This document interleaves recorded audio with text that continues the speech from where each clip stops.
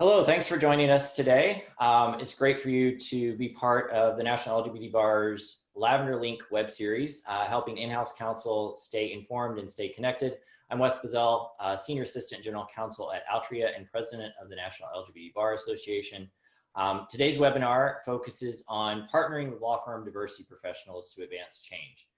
Before we get started, I'd like to go over a few housekeeping items so you know how to participate in today's event. At any time during the webinar, you'll have the opportunity to submit questions to Bendita. To do so, just use the chat feature and type in your question, and we'll take those at the end. As time allows, she'll answer as many questions as she can. We'll also be recording this webinar, and we'll post that video along with any information that Bendita shares on the LGBT Bar's webpage after the event, and we'll also send you a copy of that as well. With that, I'd like to introduce Bendita Cynthia Malakaya, who is the Global Diversity and Inclusion Lead for Hogan Lovells. Bendita? Thanks, Wes. As Wes noted, Bendita Cynthia Malakaya, I am Treasurer for the National LGBT Bar Association, and I'm really delighted to talk to you all today about partnering with law firm diversity professionals to advance change.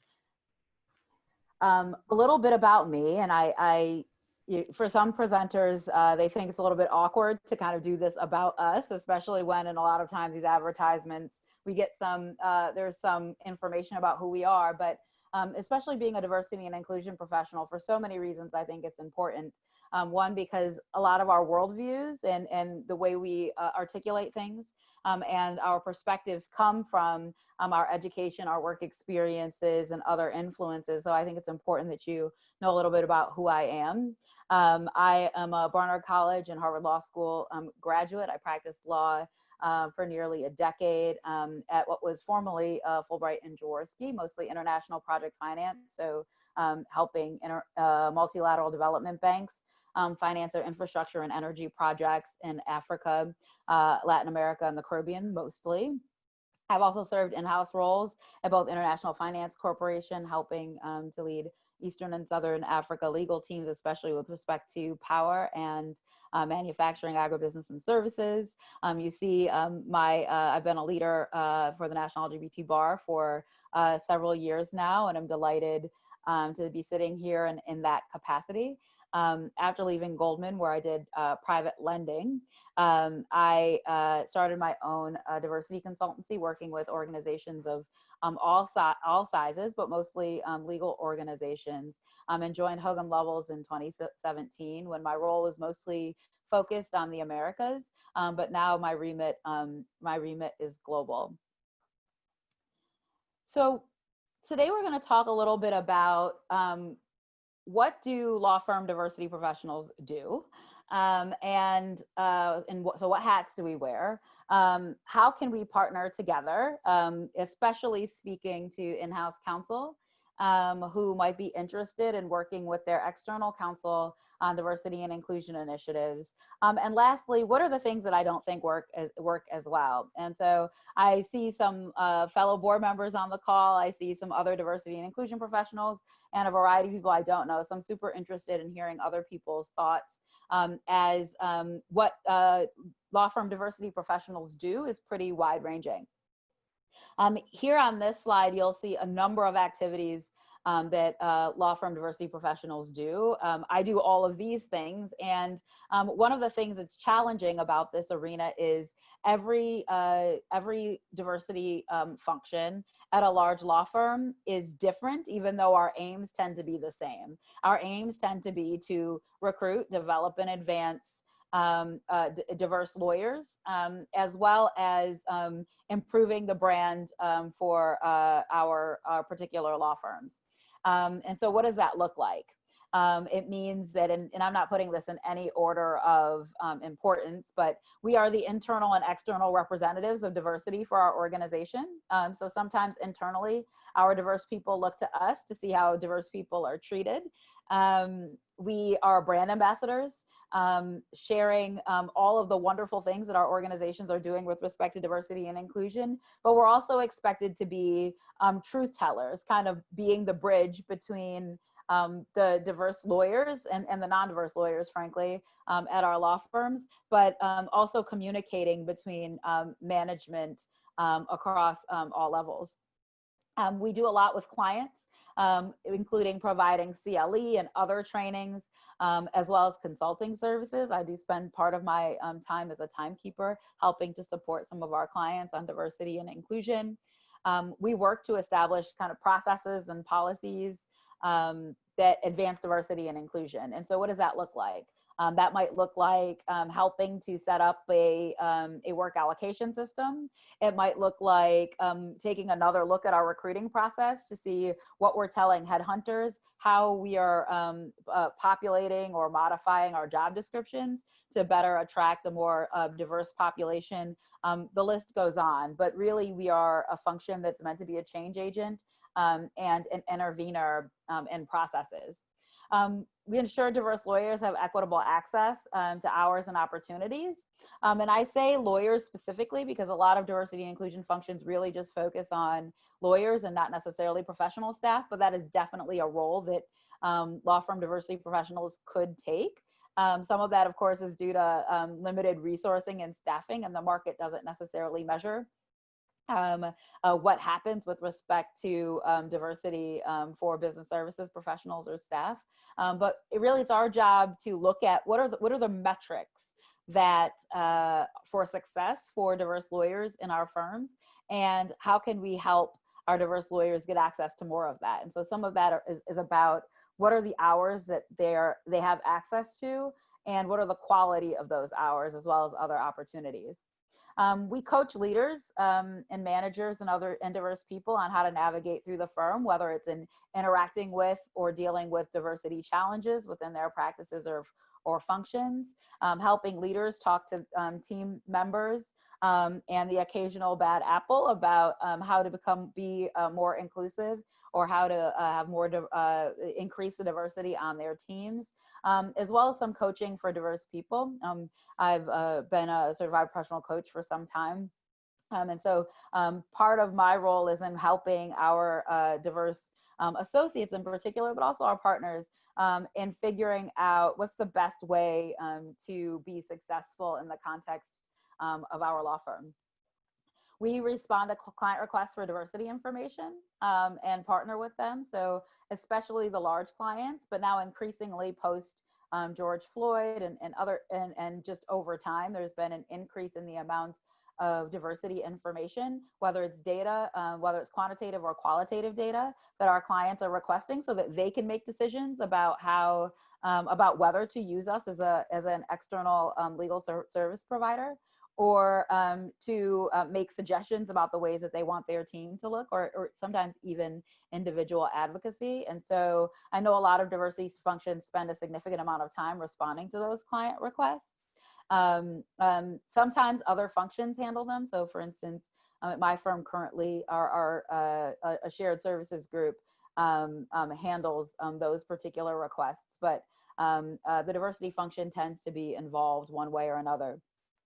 We look at data and market comps and make recommendations for improvement. So a lot of the external third-party surveys will provide some benchmarking, in addition to connecting with our colleagues in the legal diversity space, and through organizations like the Association for Law Firm Diversity Professionals, which can provide some best practices that allow us to look at what we're doing and whether or not we are measuring up with where the market is or where the market is about to go. And that gives us the ability to advocate for more resources, for better or improved processes, or for innovations that can help make the firm better. We help burnish the firm's brand through awards. Completing these third-party surveys and helping to improve diversity so that our firms get awards that we can market to our clients, that we can market to the talent that we seek to hire, is incredibly important for a firm's posture. It can be really challenging for in-house counsel to tell the difference without having the raw data and having analyzed the raw data. How is a law firm doing on diversity? And so sometimes these awards and these external kind of certifications, like Mansfield rule certification and others, can help distinguish one firm from another. Although I would caution people to say that Oftentimes these awards don't tell the whole story, that sometimes our diverse lawyers will look at firms and say, I can't believe, based on my experience, I can't believe that this firm got an award for, being best in this particular type of diversity.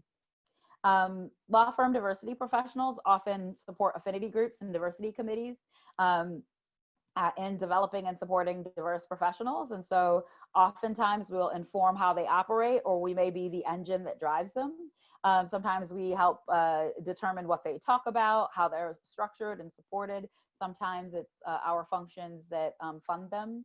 And so we often have an intimate relationship with affinity groups, women's initiatives, diversity committees, et cetera, both on the substantive advancement for diverse people within the organization and also the cultural support aspects.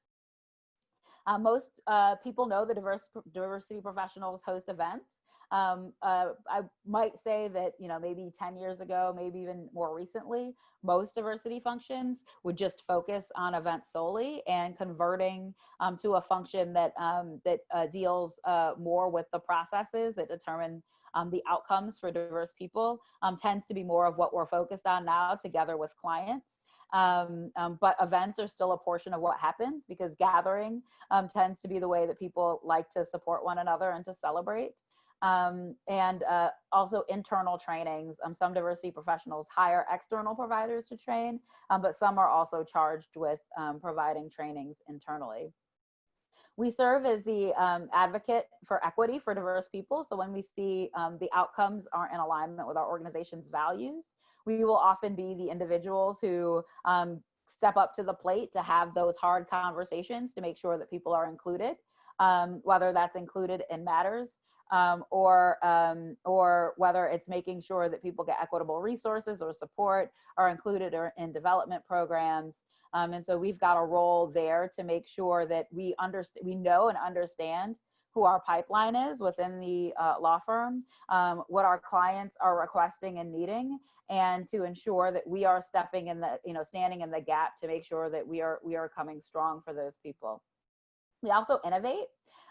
Because no one has figured out this diversity thing yet. No one has the results that we would like to see. And if you talk to some diversity professionals, they'll say, we know exactly what to do. It's hard, so people haven't yet gotten on board to do it. But in any case, we have to be innovative.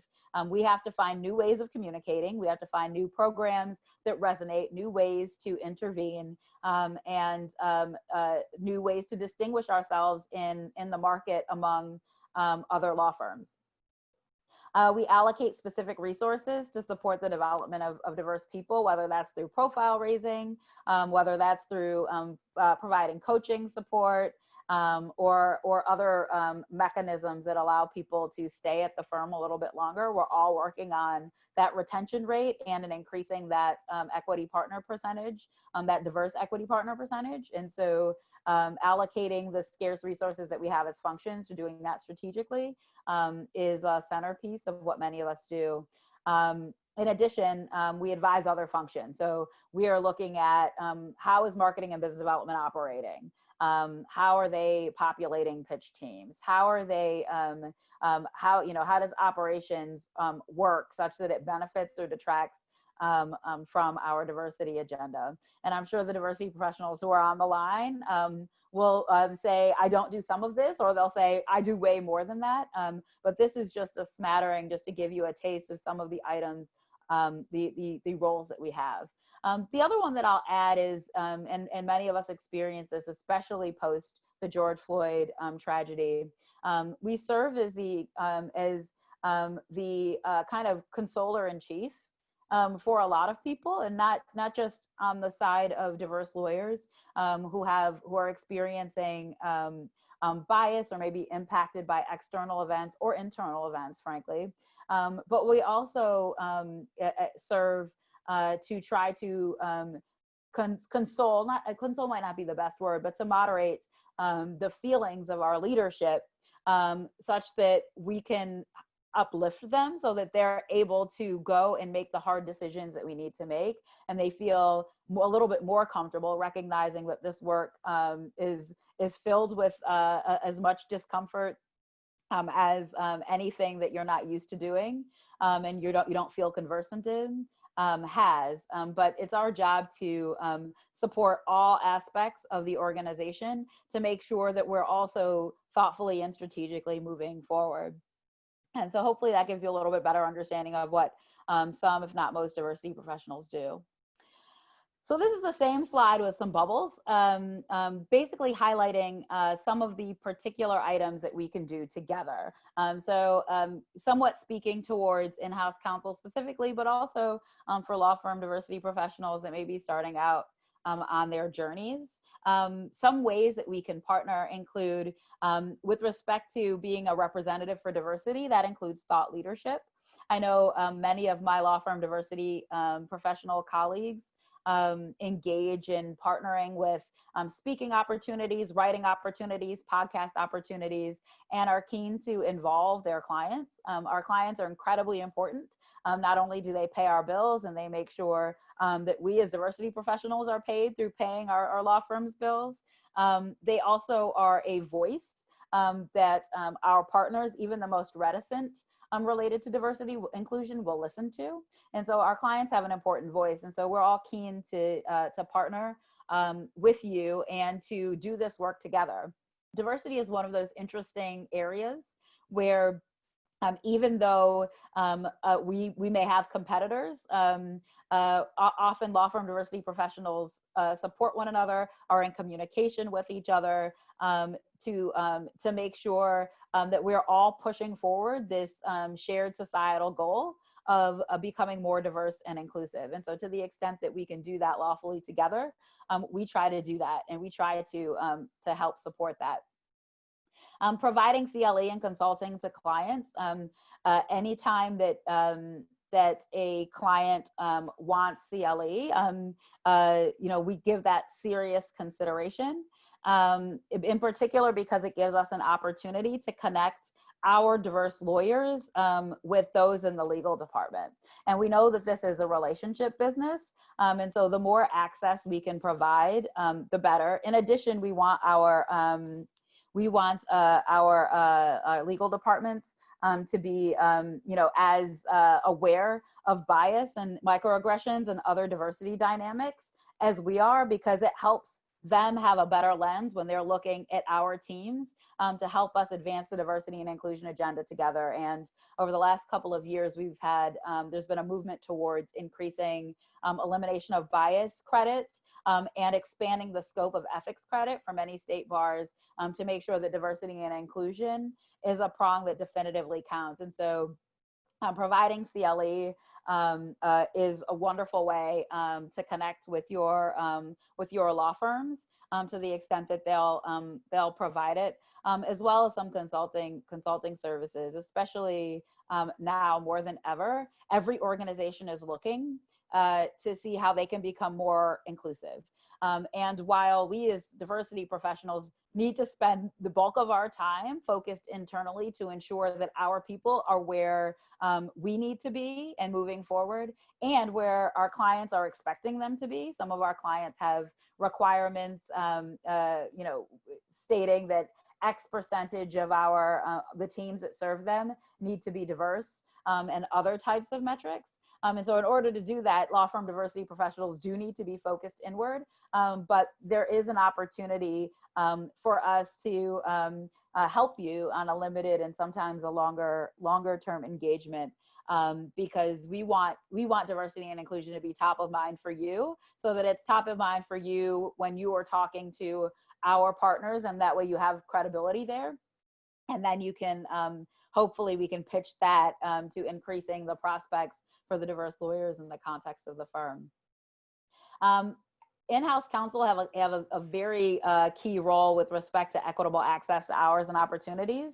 We have work to do because you engage us to do that work. And so you can, and we've got plenty of clients that do say, I want you to have a more diverse team. I expect not just your most junior lawyers, but more senior lawyers to have access to opportunities.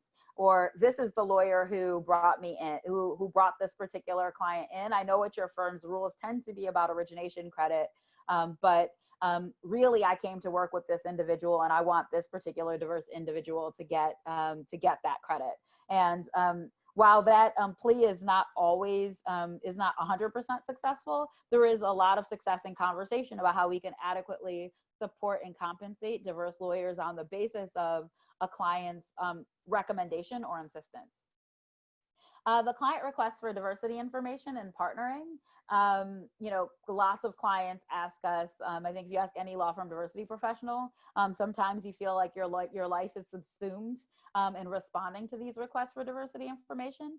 Some of them come through the ABA 113 survey, which is a standardized model survey developed by the ABA somewhere between 2016 and 2017, and can be sent out by general counsel's offices to law firms to respond with a wide variety of diversity information.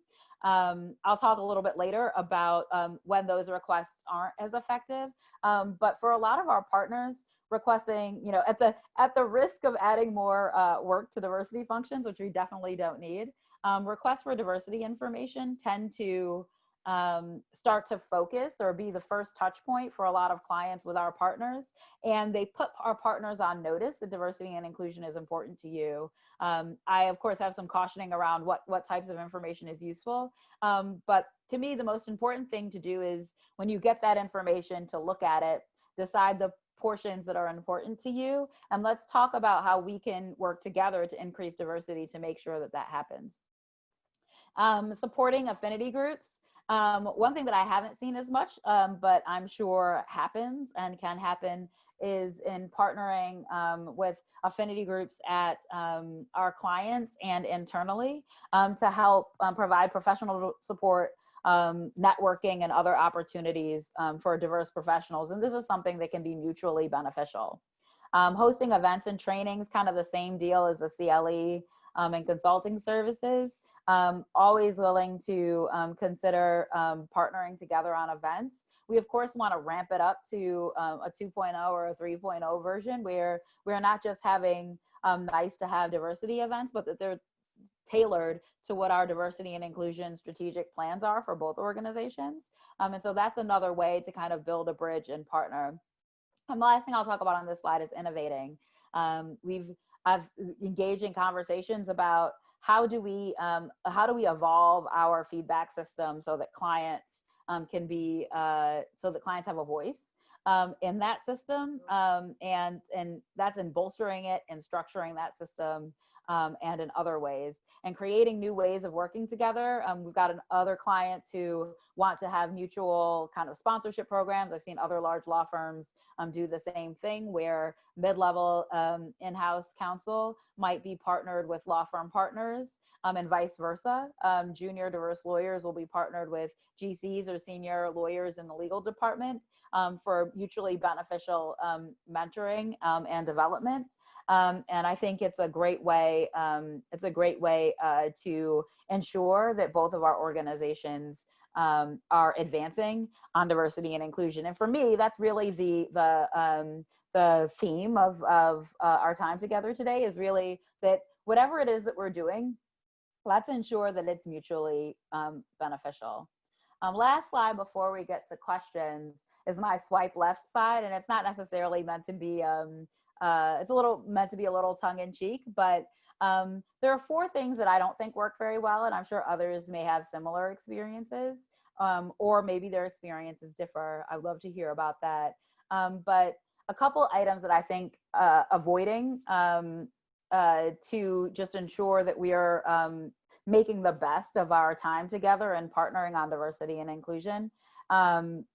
Intense, complex data production that doesn't really yield to relationship development. I prefer to swipe left on that. We always will comply with our clients' requests for diversity information. So it's not that we intend to be non-compliant, we don't. We do, but recognizing that There are some standardized tools that have been developed to try to streamline this, like the ABA 113 survey.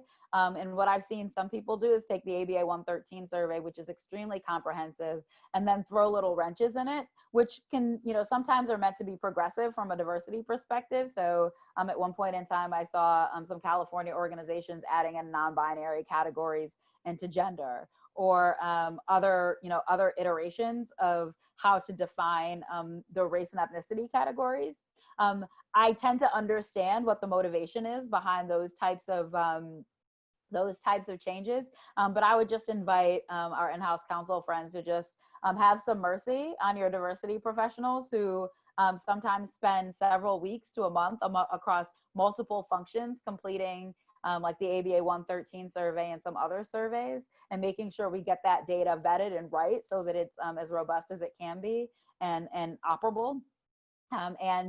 Changing those little items tends to mean that we have to complete that data set all over again. And oftentimes it's just too much data for for busy in-house counsel to actually be able to parse. And so I would invite taking a look at that survey or other surveys and really saying, what are the 2 or 3 things that we really want to know that are really important for us? So if you care about Black lawyers, maybe it's asking about that. Or if you care about what the attrition rate is for Asian Americans, it's asking specific questions about that. Or maybe you care more broadly about what the composition of your team is across level. Ask for that. But the large data productions really just mean that what we'll do is spend an incredible amount of time responding to your diversity request for information, which we of course we're happy to do, but what ends up happening is we're spending less time actually developing and advancing diverse lawyers in the process. So sometimes it can feel, and sometimes it can actually be a little bit counterproductive. The second swipe left category are kind of feel good events on diversity that don't have an intimate relationship to either organization's diversity plan. I've seen a lot of this, and especially recently with all of the energy or, post the George Floyd tragedy and everyone wanting, there's a whole lot of kind of new wokeness and new engagement, and I love engagement. And so I'd rather have more of it than less. But just having events and just having trainings that don't have, with limited resources in an environment where the market is shifting and where, every dollar is scrutinized just a little bit more than it was before. And your diversity professionals are worn out as they've been spending the last couple of months providing intense support, both with COVID, which has had an outsized impact, not abnormal, but an outsized impact on diverse people. Just planning events that don't actually progress or advance both organizations, diverse lawyers, or specific strategic agendas isn't the best use of anyone's time, frankly. And we won't get the ROI for that activity. The third kind of set of items that I would kind of avoid are activities that are solely for the purpose of burnishing brand. And so I have seen, and this is somewhat in line with the kind of feel good events box.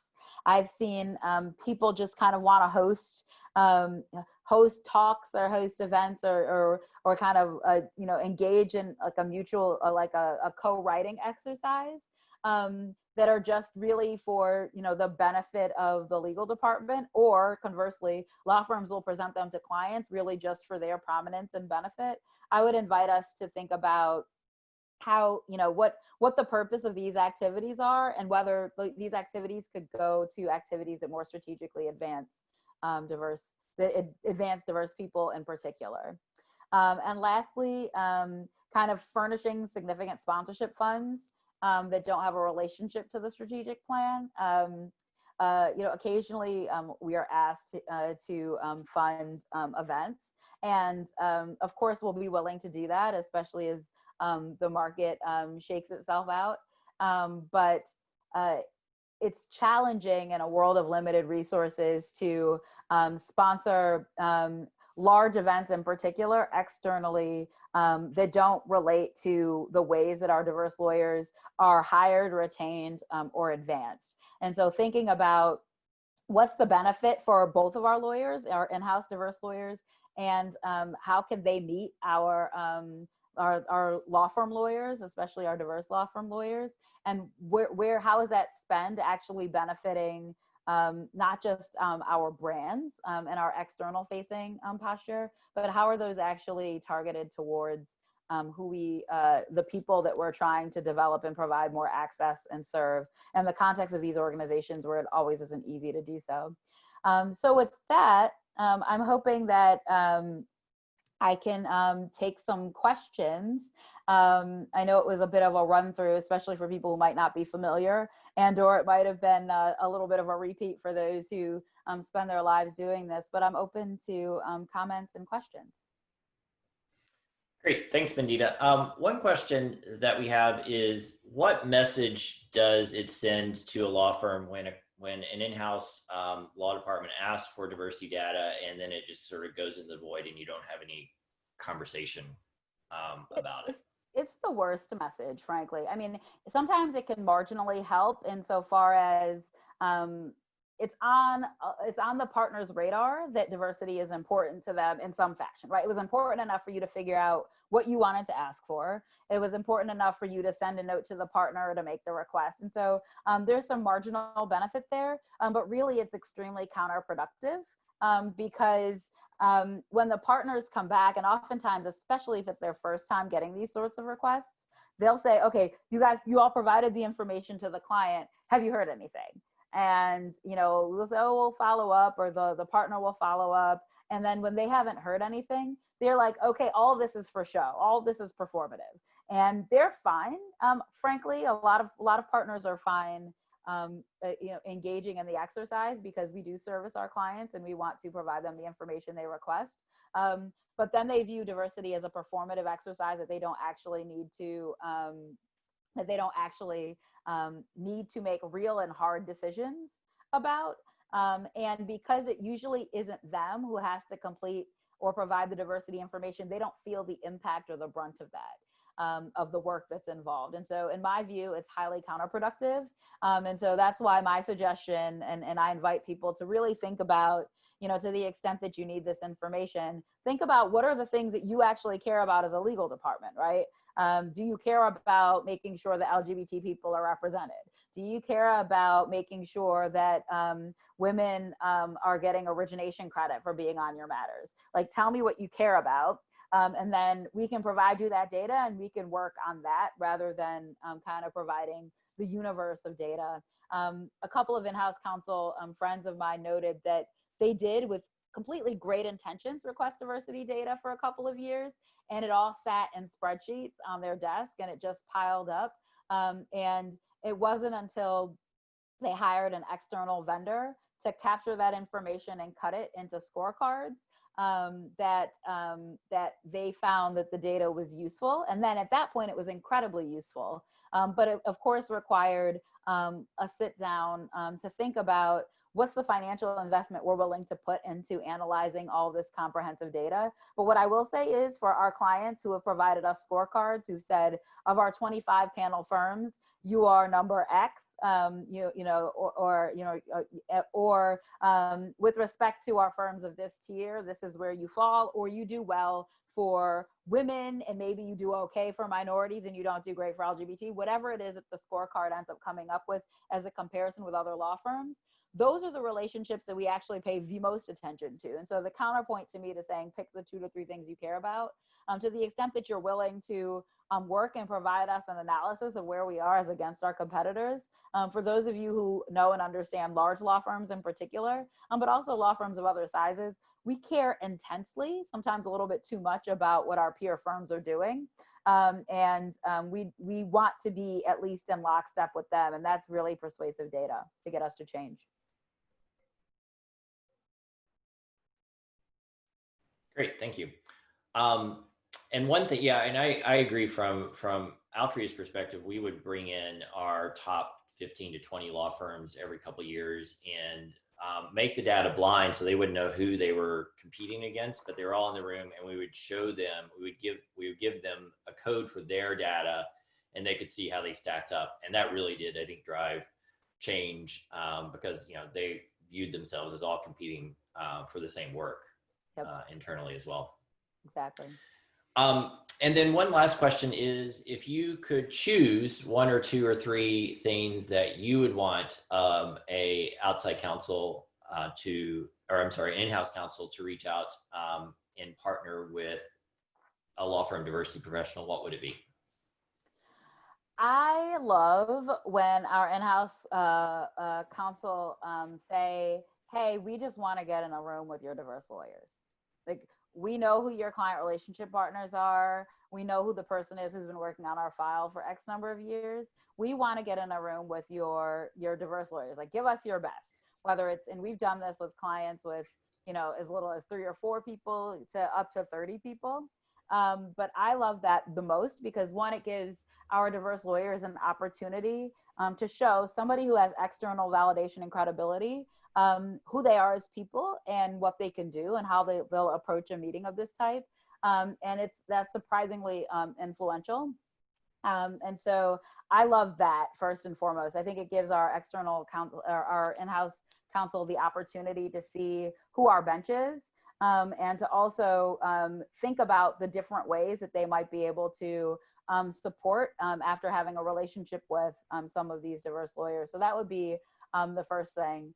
I think the second thing would be, I like the I don't want to say reciprocal mentoring because that means something specific, but I like the mutual mentoring, whether it's pairing young or kind of mid-career in-house counsel with senior associates or counsel at law firms who have specific expertise, or whether it's doing a sponsorship program or mentorship program akin to what I described earlier, where we have kind of partners at the law firm with more junior in-house counsel and vice versa.